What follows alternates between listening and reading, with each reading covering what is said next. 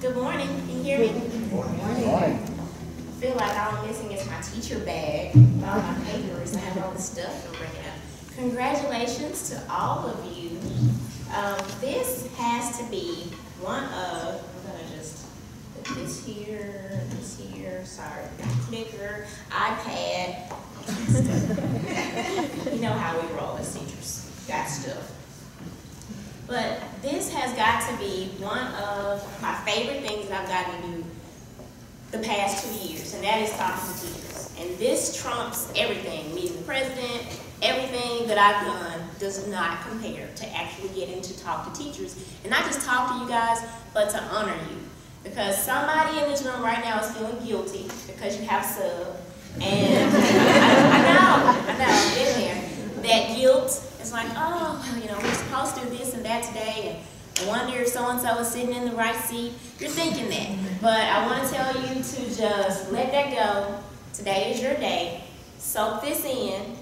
This is the pot calling the kettle black. I do this as well. And I hope that everybody's behaving in my class right now too. But soak it in and realize that you are here because of all the great things that you do. Just want to tell you what my students and I did. I took the booklet and I printed it out and I put you on my overhead projector. And I let them know what I was coming to do. And we went just kind of teacher by teacher. And they're going, oh, okay, he looks like he's a really nice math teacher. Yeah, I would probably like to be, her smile is really nice. I bet her kids, she calls them sweetie and baby. She looks like such a nice lady. Oh my gosh, Miss Branson had a baby and then she came back and coached the team to victory. So I had such a good time just kind of reading your bios, and what struck me the most is that those are the things that are on the page, just like things that go on the resume. But what's more important is all those things that don't make the resume, those things that don't make the booklet, those things that you do for kids that nobody knows anything about. That's really why you're here. And I just had such a good time taking a look at you. But again, soak it up. And this is all about you. So I'm here to honor you. And if you're feeling guilty, I want you to leave here today with, you know, shoulders up and just, I wore hot pink today because of you. I was like, I'm going to be bold. Hopefully they're going to be in it with me. Let's see. We got that going? All right. So first I want to kind of tell you the premise of what we're going to do today. I had the honor of choosing a book. And I say honor, I also freaked out when Dr. Page said, choose a book that you would like for each one of the honorees to receive. And there's so many books. And I didn't want to choose a bad book, and I didn't want you to dislike me because I picked a book that you didn't like. So I didn't know what to do. So I put an all call out there to some of my friends and people on Facebook, and I said, you know, what's a really good book that you guys know of? And you know, there's so many teacher books. It's such a huge industry, so many books out there. But the thing about teacher books for me, and I don't know if this is for you, is that I never really have time to sit down and digest all of that, like the teacher-ish kind of things. And so Jeff Baxter, I have to give him credit, he's the Kansas Teacher of the Year. He said, he's an English teacher, he said, you know, Monica, you need to go with something that's more inspirational. He said, and this is a new book that came out last year when it was published. And he said, Teaching with Heart is a book that I just bought for everybody in my department. He's department chair. He said, I love it, take a look at it. And so I ordered it and looked through it, and I thought it was perfect. Perfect for the message that I hope to bring to you today, that I hope resonates with you. Because I want to talk about the other qualifications, not the things that make the resume as, you know, I'm really good in math and I've got a degree in this. But all those other qualifications that don't make the resume, that, you know, are not measured when somebody walks into your room with their little iPad doing a walkthrough. Those things that people don't know about. And this was perfect. So on one side of your book, when you get it and they're up here, there is on the left side a story that a teacher has to tell about a day in the classroom or about a kid. And to the right of it is a poem that they've paired with it. And so I thought that at any point of the time of the day or after school, you could just open it up to any page, and that'll be a good thing for you to read, just that one little thing, and then the poem that goes with it. So you don't ever feel guilty for stopping in the middle of the book. Like I do sometimes, like I want to finish this, but I never got past chapter 10 because you get busy. So this is something I thought would be a lot more digestible for you and hopefully inspirational. So today, we're going to talk about those other qualifications. And as I do that, there are a couple things in here that I want to share with you that I hope that when you have a chance to go back and you sit tonight, that you'll take a little bit of time, maybe 10 minutes or so, and just kind of thumb through it. It's really, really, really a great book. So I want to start, talked about the qualifications. Like I said, I have 6 of them. And I was looking for a couple of clips, and I just thought, you know, there are lots of clips of people talking about their favorite teacher and what good teachers are. You know, are the perspectives different between what an adult would say and maybe what a kid would say? And so I'm going to start off with what adults think. And this was just man on the street. This is a YouTube clip. And they just talked to some random people about who they thought their favorite teacher was. And later we're going to look and see what some kids in an elementary school thought would be a perfect teacher, those qualities that would make a perfect teacher. Before I show you this, I want to say that I never thought that I would be here. There's no way that I'm supposed to be here talking to you because I got so much bad advice. I don't know if any of you got any bad advice, but I got tons of bad advice first year. Do not smile at them. They will eat you alive if you smile. They don't have to like you. You already have your degree. Just go in there, teach your lesson. Those who want it will get it. Those who don't, so sorry. That's what they told me. And I'm like, oh, no, that's kind of not really why I became a teacher. I did kind of want to be liked, but they told me it wasn't good to be liked. And so I walked in there, and first year, first day, I failed because I was smiling at everybody. So welcome them in. Come on in here, baby. And so, according to them, I would have been a failure. And I was in an inner city district that had a lot of problems and kids who are considered at risk. I don't really love that term, but kids who were considered at risk. And I'll talk a little bit after the video about some of the things that I encountered that first year. And then we'll go from there. I think I can click over here. Let's see.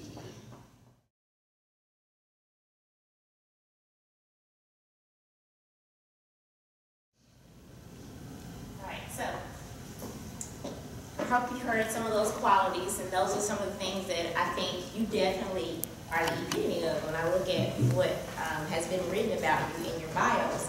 But I have had so many days, and you probably have too. Anybody who's taught for an hour has said, why? Why did I go to school for this? Why am I doing this? Is this the abuse that I signed up for when I got my degree? I shouldn't be here. I shouldn't be here. I should quit this job. You know, this is a really quittable job that we have, right? I don't know if quittable is a word, but today, you know me, it's a word. It is quite quittable. And I should not be here because year one, everything that happened that could have happened to me probably did happen to me, I think. There was that one time I got robbed in year one. And there was that other time in year one I got robbed too. There was that 9th grade class that I had that nobody wanted. They were not 14 as they should have been. They were 11th or 12th grade age, but they were in my 9th grade class. And they had been with one teacher, and she said, never take them away. And they put them with another teacher, and she quit. And then the principal called me in and said, you're so new and fresh and fun, and we think you can do it. And that's what they do to first year teachers. And then bam, I was in front of them, and they threatened me. They told me that my room was going to be a party place to sit down. They had run off 2 or 3 other teachers, and my days were numbered. I was not going to survive, and I could just bring a newspaper and just read it, because they weren't going to listen to what I had to say about subjects and verbs because they weren't interested. And so I kept going. Nobody had told me how to deal with that in my education classes. It was all about pedagogy, and that stuff is for kids who want to be there. And they didn't want to be there. They were in gangs, and I actually had the leader of the gang in the class. And He wasn't going to allow me to do anything as far as, as far as he was concerned. And so then there was that one day they decided they'd had enough, and they took a piece of wood that they stole from Art and they threw it across the room, and that it came right at my eye, and they almost put out my eye. And so I should have left. So I shouldn't be here. And so I was broke though, and I told them that I'm broke, I'm not going anywhere, I still live with my mother. And I'm not the one that's going to run off because I need a job. So, I was there, and I've asked myself, I thought back on that so many times, and I thought, if someone had told me that year that I would ever win anything or ever be anybody's favorite teacher, I would have said, there's absolutely no way that I'll ever be anybody's favorite teacher, that I will ever even probably make it to year 5. But it happens, and we'll talk about how we get to where we get. So I definitely should not have gotten here. This is the group of amazing educators that I've worked with for the past year and a half or so, traveling with them and just learning and growing from them. And this is I call this picture the moment. That is when my name was called in Austin, and that's my mom, and I just collapsed into the ugly cry. Because, again, in the back of my mind, I had practiced the I lost, the I lost face. It was going to be somebody else, and so I was practicing that. But then they said my name, and I wasn't prepared for that. So I definitely shouldn't have made it there because of all the craziness that I've endured in my career, and you've had your fair share as well. Never should have made it to that room. Never, ever, ever, ever should have in a million years. If you looked at the statistics and where I began my teaching career, never should have made it there. Never should have gotten to do some cool things like go to space camp and walk on the moon, so to speak. That's my little space suit. We got to keep those, which was kind of cool, so nice little keepsake there. That was super hot. Super hot, and that's the whole group. Should not have in a million years gotten to go there with all these amazing teachers and international educators and learning about STEM and ways we can incorporate those things into our classrooms. Never, ever, ever should have made it there. Never should have done that. We got the opportunity we had to do a zip line into the lake, a simulated helicopter crash. Someone had to rescue us. And I was just, every time it was my turn, I would go back behind somebody else because I didn't want to zip line. And I would go behind somebody else. And they're like, Texas, you can't keep moving. Come on, it's your turn, Texas. And I was like, okay, I can do this. I can do it. And I get up there, and they said, push back and just go. And I pushed back, and I was like, oh, this isn't that bad. It isn't even going fast. It isn't even going. And I was stuck. I was zip line, dangling in the air while all the other teachers were going, Texas is stuck. And so they had to manually start to pull me. And so this is as I'm starting to get closer to the ground. And I was up there, and I was looking through the pictures, just trying to figure out what I was going to put in the presentation. And I said, I haven't shown anybody this picture, but I'm going to put it in there because it's such a metaphor for what so many times I've felt in my career, which is just stuck in limbo, just dangling there, all by yourself, powerless. You can't control anything. Other people make the rules. Other people have to do things for you, and you're just there. And I thought, and wow, look at those legs. But, so yeah, I was there. I just felt like, at one point you can see on my face, it's just like, whatever. So I've had so many of those moments in my career. And so what do you do when you feel stuck? You eventually you have to get down from there somehow. And sometimes that's with the help of other people, and sometimes it's by yourself. Or if you just collapse in just sheer exhaustion, as I do sometimes, you just have to get up from there. And that's when the work begins. That's when the real work begins. And in your book, there's a poem called The Real Work, and that stuck with me. And I wanted to start with it because that's what you have done. You've done the real work, and that is why you're here. So I want to read it to you. I have a few that I want to read to you. It's a short one. It's Wendell Berry. the real work. It may be that when we no longer know what to do, we have come to our real work. And that when we no longer know which way to go, we have begun our real journey. The mind that is not baffled is not employed. The impeded stream is the one that sings. And I thought, that's it. That's what we do. We are teachers not because it's easy. We're teachers because it's hard. And not everybody can do the hard work that you do. That's the real work. And if it were easy, then we're doing something wrong, because it is such a tough job.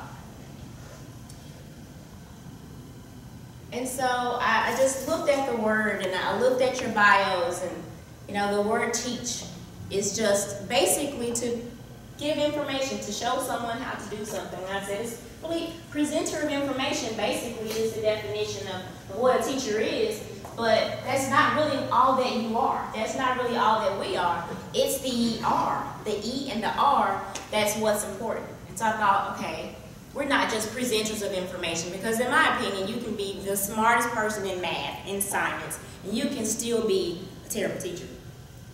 You can know everything about all there is to know about English, and you can still be a terrible teacher. It's the E and the R and all the other qualifications, all the other things that make you great. And so I want to look at the ER, because that's what you represent. You teach every day, regardless. There's so much stuff that's going on around us in our own schools, in our state, in our nation. But we teach, you teach every day, regardless, teachers. You do. That is what you do. You don't feel like it all the time. I know you don't. But you do it anyway. Every day, regardless. You teach even the rebels. The ones who don't want to be there. You teach even the rebels, teacher, because they need you to. As an English teacher, I try to tell myself, they're just a rough draft of themselves. There's no final essay yet. Some essays are rougher than others. But we teach them anyway. We teach them anyway. You teach under extraordinary restrictions sometimes. Sometimes just please get the text out of my face and let me teach to my children's souls. Let me just talk to them about life for a little bit. That's important, yes. But sometimes we're so in such a box because of the time constraints and all the things that we have to teach between here and there, so that when it's time for the benchmark, they're ready and they can show everybody what they've done. And if we could just sometimes just have a moment, that would make it so much better. And you teach empathy and respect. And you teach with empathy and respect. There are some teachers who don't teach with empathy and respect. You know that, right? They're not in this one. But some teachers do not teach with empathy and respect. And it's so necessary. And it's sometimes hard because not all of our kids are likable. We meet the parents, we understand why. But not all of our kids are likable. But they're rough drafts. They're not complete. They're working on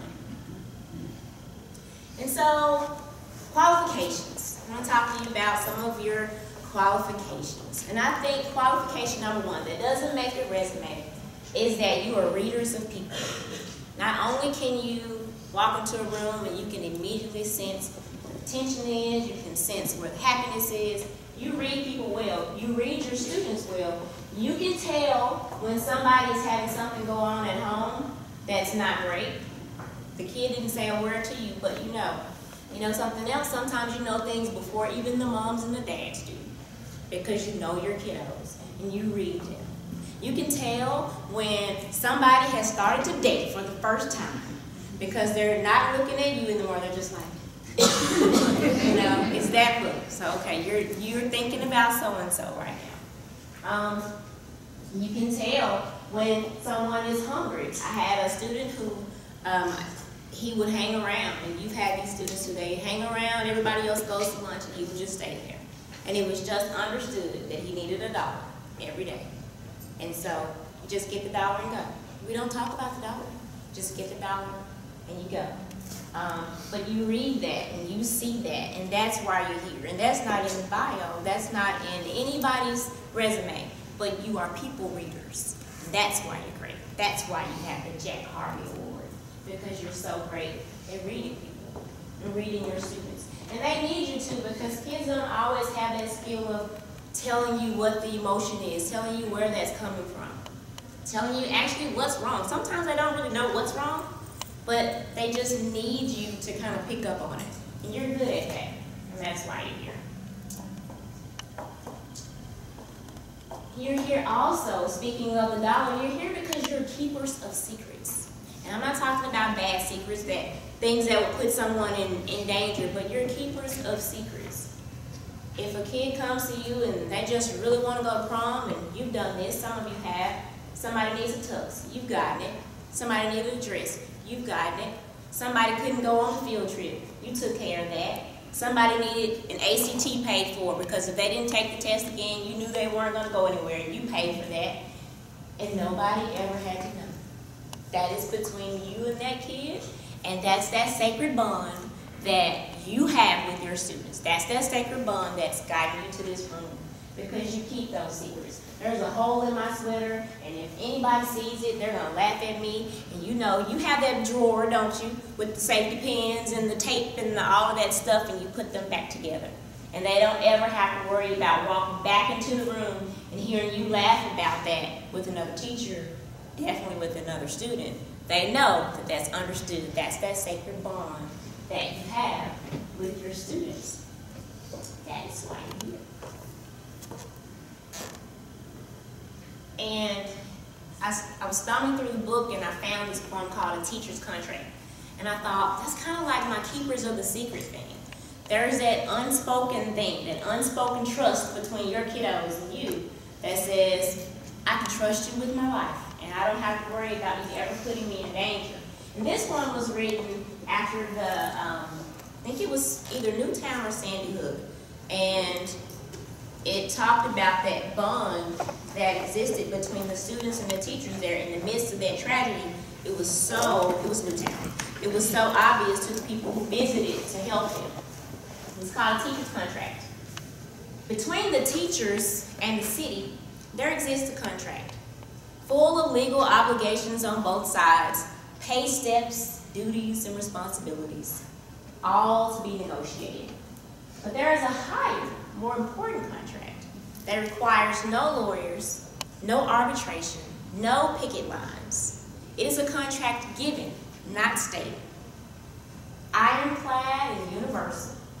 It is written on the smartboard, demonstrated in the halls, surrounding student desks and classroom walls. It is a contract automatically renewed each year, forged in love, witnessed daily. It is never up for discussion or vote. It is unchangeable, immutable, and in Newtown the contract remains, unbroken in life, in death, consisting of only 2 words, my kids.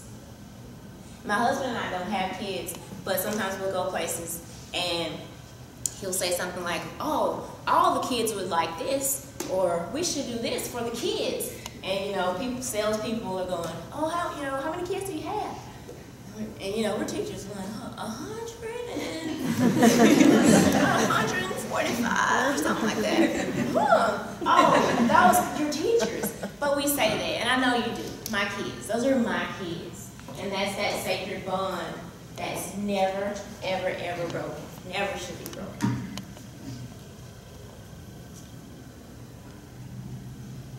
Next, this is a fun one. This is the one that I like. You're here because you're lovers of laughter. You realize that in order to survive this quittable job, you have got to laugh at yourself. You cannot take yourself too seriously. You got to laugh at the kids too. And that's what gets me through the day.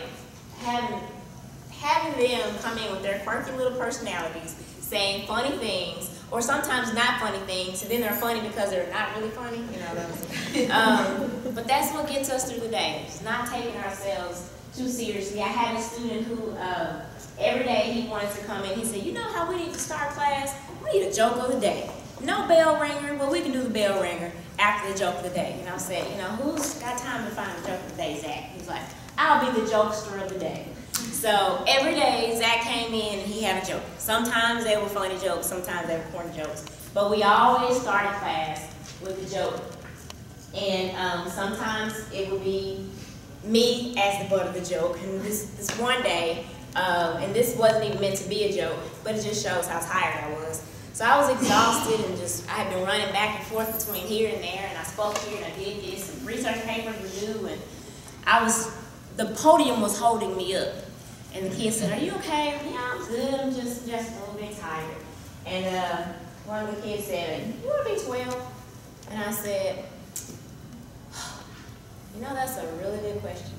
When I was 12, you know, I was still playing with dolls, I think. Having a good time. I didn't have any problems. I was riding a bike. 12 was a good age. I was 6th grade, and they were just quiet and looking at me. And the poor kid, he just slowly unzipped his bag, and he reached down in and slowly pulled it up, and he's like, Miss Washington, B12. You want a B12. After you were wondering about me being 12 years old. And so, after that was kind of our thing, is that sometimes they would say, you want to be 12 today, don't you? Yeah, today I wish I was 12. This 30-something isn't working for me. But, yeah, have to laugh at ourselves. I know some people who didn't last long in education because they walked in with the teacher wall up. I am the teacher. This is my wall. You stay over there. Don't laugh at me. Don't smile at me, and I won't smile back at you. Nothing is ever funny. And if you ever tell a joke, I'm going to write you up, and you're going to sit in the principal's office because that's inappropriate. Those people don't last long, rather. This is from, I'm going to show you some recent things. This is from a Huck Finn quiz. And the question is, how does the Duke try to help Jim? And this kiddo wrote, the Duke tries to help Jim by signing the International Foreign Overseas Ratification of Gophers and Ocelots Treaty. And then he goes, I forgot. And I just said, you know, I wish I could give you points for making me laugh. But they are so funny. And that is how we can make it through the bad days, because they have such great senses of humor. And then I was reading your bios about how some of you dress up for Spirit Days, and you wear all these different hats, and I was super teacher, and they think I'm crazy, and I keep a cape, and sometimes you just need to put a cape on, and when you teach the lesson, it'll just make the lesson, it makes everything better. This lesson's going great, it's the cape on it, right there. And they think I'm crazy, and that's good. And there I am with Captain America, Tyler Snell, for our Spirit Day. We have a lot of good Spirit Days at our school. And this one is one of my favorite ones. This was December, right around Christmas break. We were taking our semester exams, and you know, kids were in and out, and we had all these different activities. And one of my kids came in with the prettiest Christmas tin, full of chocolate chip cookies. It had a bow on it and all of that, and they were really good. His mom did a good job. He said he helped her, but it was his mom. They were good cookies. And so I was grading the exams, and I was, who wrote on this? It's not the name. Who is this who's writing on the scantron? So I pull it, and it's his. Remember the cookies. Remember the cookies. He passed without the cookie bribe. We didn't have to enforce the cookie bribe, but remember the cookies. But, okay, so this one, you guys probably have seen this week. This video went viral. It made me think of something that we do on my hallway. I'm on what we call it hallway 4. It is hallway 4. And we're going into a break. Spring break, Christmas break, Thanksgiving break. The ladies on my hall, and it's kind of corny, and the kids say they hate it, but I think they secretly like it. So last period, one of us will hit music that's already cued, and we just go into the hallway and we work it out. And the kids are like, oh God, they're dancing. So we dance into every break. Dance into spring break, dance into Christmas break. And you do it. And this teacher in a school, it's near Dallas somewhere. It's in Dallas? Okay, this school in Dallas. Okay, and I thought this was just so cool because it's such an example of not taking ourselves too seriously. And I was reading the story about it, and he liked the song by Bruno Mars, Uptown Funk, and engaged in conversation with the kids about it. Oh, you ought to dance, we should do a video. Because I probably wouldn't be able to do that. So he got permission. All 6 classes agreed to stay after school, which is a feat in and of itself, which tells you that he must be a really good teacher. And they, in one take, shot this, which I think is amazing that it didn't take several takes. His disclaimer is, the teacher's disclaimer is that he is not a good dancer. I disagree. So I just thought it would be a cute thing to do.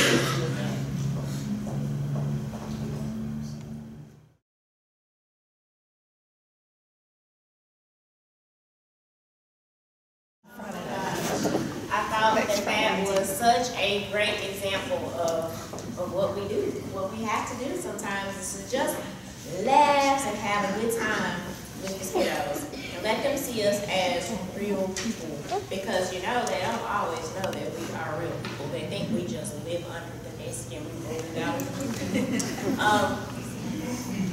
And so the other qualification, number 4, is that you guys are planters of seeds. And as I looked at your bios, I said, okay, we have every pre-K all the way to someone is at Weatherford College. The next video starts.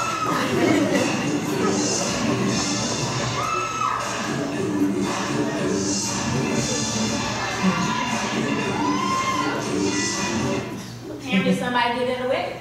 Okay. All right, let's go. Back to where we were.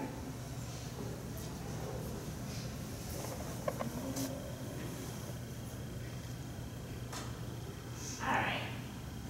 You guys are planters of seeds from pre-K all the way to college.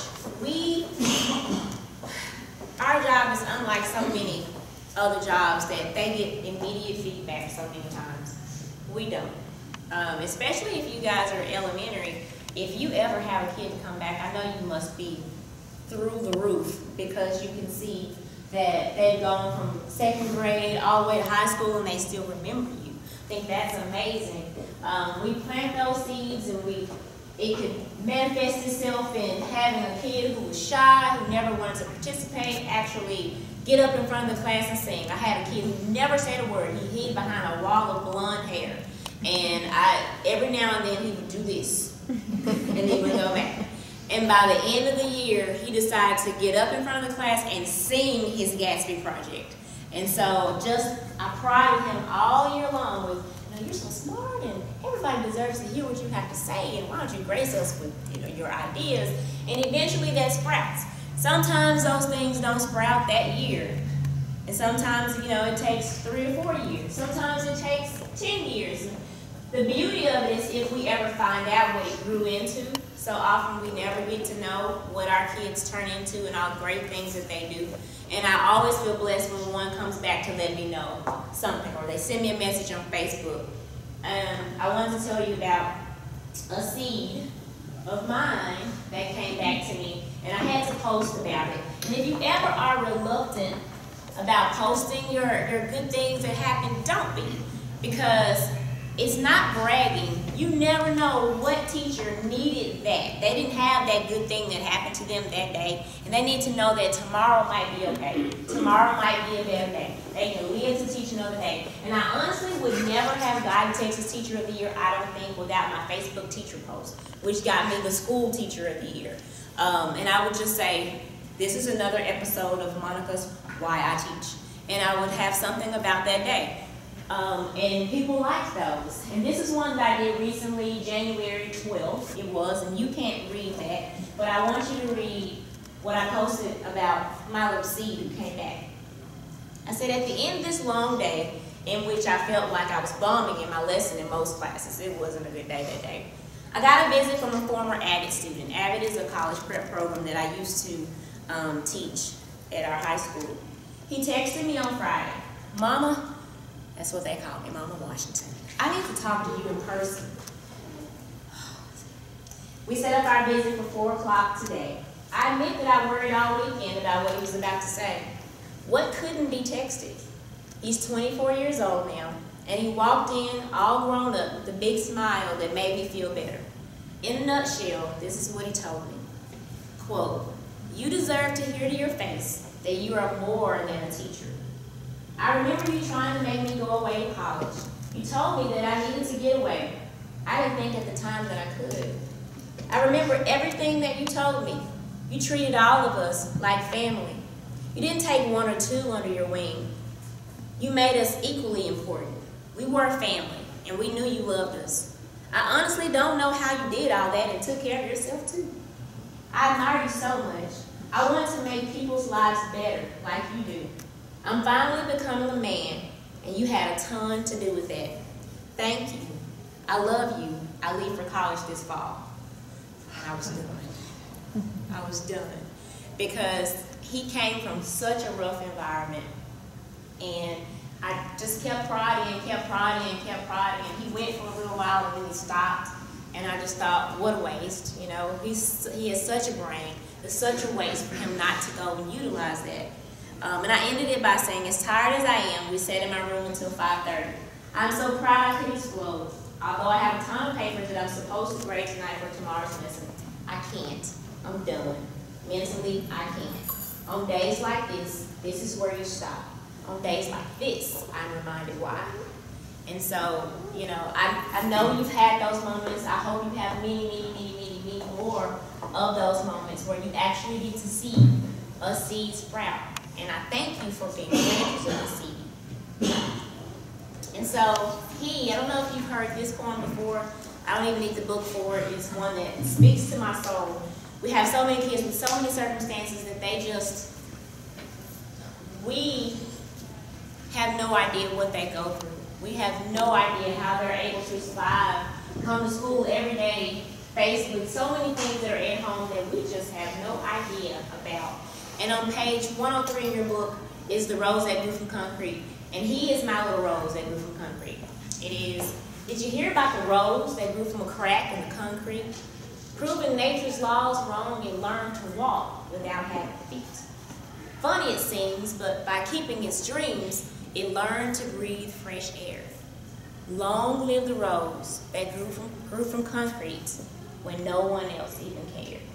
And that's all that's around that kid is concrete. Everybody's saying, you can't do this, you're from this bad neighborhood, it's too rough, people in your neighborhood don't go to college. And it took him to 24, but that's okay, that's still young. He's gone. So he's my rose, and I wish you many roses just like him. Moving on to number 5, you are masters of the truth. That'll never make your resume, but you are. You're really good at it. You can walk in your room with a bad attitude and nobody will know it. You can walk in your room and not feel well and the kids have no idea. You can walk in your room, your husband got on your nerves that morning, you had a fight, your wife got on your nerves, you made her late, somebody made you late, the kids are sick, the dog got off the fence, and you hide it. Right? That was my yesterday. Where did the dogs go? And we were late, and then we're on the way to school going, we ride together. And then I have what I call the drop it at the door policy. So, and the kids know, you come in, whatever's going on with you, drop it at the door. On the way out, if you want to pick it back up, it'll be there. But I guarantee you, if you smile, put a smile on your face, eventually, hopefully, you will grow into it. But we hide so many things from our kids to protect them, and I think it's a skill. Some things they don't need to know. They don't need to know all the time the battles that we're fighting on their behalf. They just need to see us, the smiling face in front of them. We're masters of the truth. I've had to do this just recently. Dr. Page was contacting me about doing this speech, and it was at such a crazy time because my husband got sick in October, and then from October all the way to this week, it's been crazy. He has had 2 surgeries in 2.5 months, and then I'm still trying to teach, and he wasn't in the hospital in our town. He was at Baylor, and so Baylor is 2 hours and 40 minutes from us. So we're having to He's at Baylor, I'm at school, managing the house, leave school, drive to Baylor, come back, craziness. And my goal every day was just to not let my kiddos know how I just did not want to be there. You show up in the morning and somebody's already at your door to talk to you about something, and you just need to grade some papers because grades are due. And you say, come on in, and you're thinking, oh my gosh, what is this? I'm not going to make deadlines. But you do it, and I thank you for doing that, because that is what kids need. Because they can't handle their own little problems, let alone the things that are happening in the state, at the federal level, and, you know, in the school. They need us to be that safe place. They need us to be that place that they can go to, and they know that whatever happens, they'll get a smile out of us. They'll get a hug out of us. They'll get something great from us. Well, you were great at doing that, and that is yet another reason why you're here. And finally, you're creators of family. I always tell my kids, and I read this in one of the bios, that you have to be a learner and a student. And that's what I always say. When I walk in and they meet me for the first time, I say, you know, I'm the teacher here, but I'm also a student. You're students, but you also are going to be my teacher. We're going to learn from each other as a family. And so I do all these different things throughout the year to make them family, because, you know, you have all these different dynamics. Something that happened in 8th grade, they didn't let it go. It's 11th grade. They're still looking at each other like, yeah, I still remember what you did to me in 8th grade. But you create those little family environments in your class. So I call them praise opportunities. You know, somebody gets up and they do something, and I go, oh, what was so good about what he just did? And somebody says, well, you know, he's really good at art. And, you know, that was really nice, what he just drew. So if you told me that my picture looks good, I'm not going to talk about your shoes. I can't do it. Because you actually just complimented me, and even the toughest, roughest kid, taking a compliment would just melt. And so I create those little opportunities for them, just a safe place. And when you walk in, you say good morning. Every time I walk into the room, I say good morning. I say, have a good lunch, have a good day. And at first they look at me like I'm crazy, and especially when I say I love you. Right? You love me. And then eventually they'll start, love you. Love you too. But they're family, and they support each other. And in the midst of all the craziness of my life, they were sending me emails going, we know you're worried about those essays that you haven't been able to get back. But you take care of Mr. Washington. We're going to be okay. It's fine. You're a good teacher. We've got this. We've got you. Don't you worry about it. And they do it for themselves. And I allow them to say, have little moments where they can tell something great that happened in their life. You know, what's something good that happened last weekend? What's something good? You know, let's talk about the week. Who had something good? All right, real fast. We only have 2 minutes. Boom. Oh, you got the job. Oh, yeah, you got the job. And then they start to grow as families, and they see each other then as not just individual students, but as a unit. And they'll fight for you. Literally, they'll fight for you. When I moved to Texas, we had my last period class. Well, none of my classes wanted us to move, and I cried because I taught them 10th grade and I taught them in 11th grade, and then I was supposed to teach them as their senior teacher, and they didn't want me to go. And so we were packing the truck, and then this smoking car pulled up at our house, and it's all boys crammed in from my last period class. We don't want you to go anywhere, but I think you're going. And if you're going, we can at least put the boxes on the truck. And they packed us, and they moved us. And it was because we were family. And that's what I've tried to create in every class. And it's not about, it is about what I do in my subject area. It is about what you do in math. And it is about what you do in art and PE. But it's not about that. It's about all those other things that are not on a resume, that you don't write down when you go and get a job. That's the stuff that makes you great. That's what a real teacher is. That's the real work that is teaching. That stuff. Having kids show up and move you even though they don't want you to go. All the different things that you can, if I pointed to each person in here, you can tell me a moment. We all have those moments. And you've done that, and you've created that. I turned 40 Tuesday, and they wrote on the board, "You're 40 but still cute." So I guess at 40, like, everything starts to disintegrate, I guess. But you know, they compliment each other, and I give them a space in the room that they can write little nice notes to each other.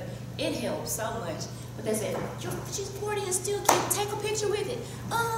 Still cute. No wrinkles yet.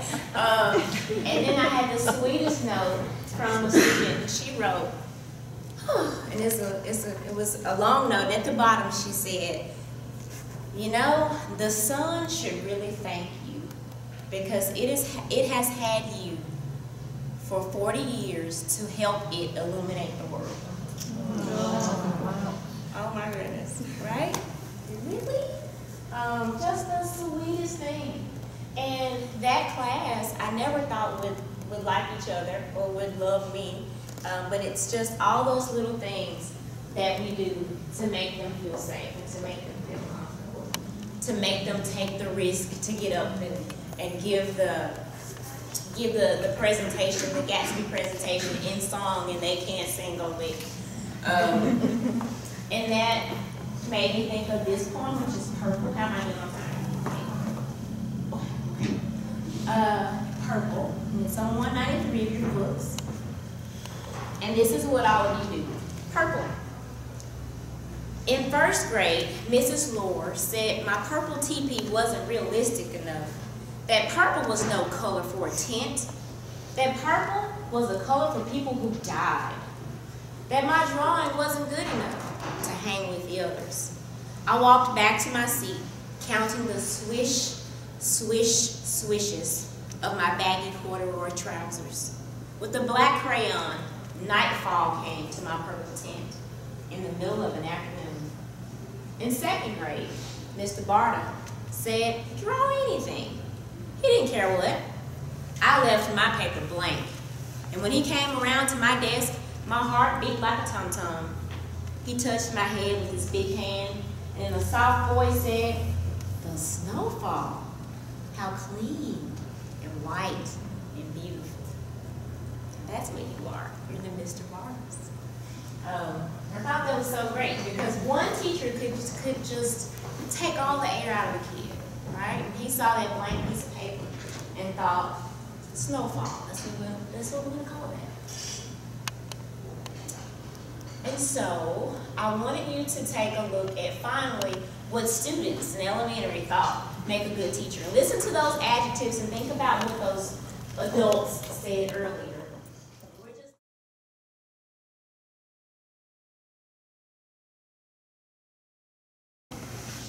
What they had to say was really similar to what the adults said. It doesn't change. And nobody really said much about the subject matter itself. It's about the relationship. It's about the bond that we have with our kiddos. And just in closing, I just want to again say congratulations to you guys. I'm so proud of you, so honored to be here with you, spending my day with you. And I'm going to stay in Weatherford just see. I don't know if any of you know Weatherford or anything. I don't. But we're going to we didn't get to celebrate my birthday as much as we probably would have had it been on the weekend. So I'm just going to stay. And I hope you enjoy the rest of your day. But I wanted to thank you for being such great readers of your students, for keeping their secrets, for masking the truth and protecting them, for planting those seeds, and for loving to laugh with them. Those are the things that got you here. Those are the things that your students will remember about you the most. All those other qualifications that will never make your resume. So I thank you for doing the real work, the hard work. And I thank you definitely for putting the E and the R in teacher.